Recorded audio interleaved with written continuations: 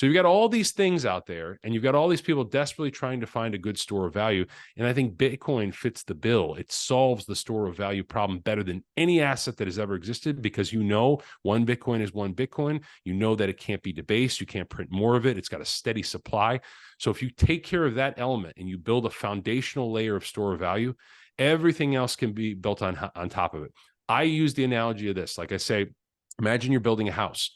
Well, you don't focus on the windows and the doors and the way that, you go in and out of the house and the way you look out of the house. That's not the first thought in your mind. When you're building the house, when you're building a new monetary system, you focus on the foundational layer, which is the store of value.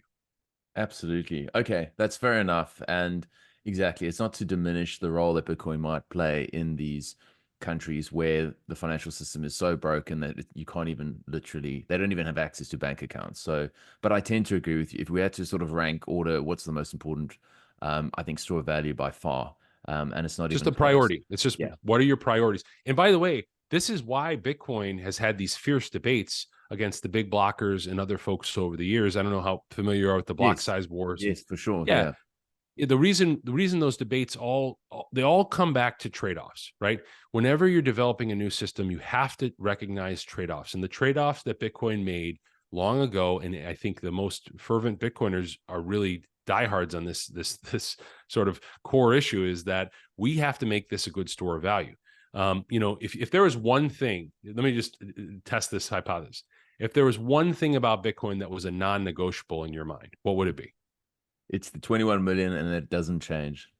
Exactly. Right. And does the 21 million have any influence at all on medium of exchange? No. No. You could have 100 million. We could inflate the supply to 1 billion, right? That wouldn't change the nature of medium of exchange. The reason why 21 million is a non-negotiable is to preserve the store of value. So, the Bitcoin core developers and early proponents of Bitcoin, I think implicitly we all believe store of value is really the primary focus that we should have.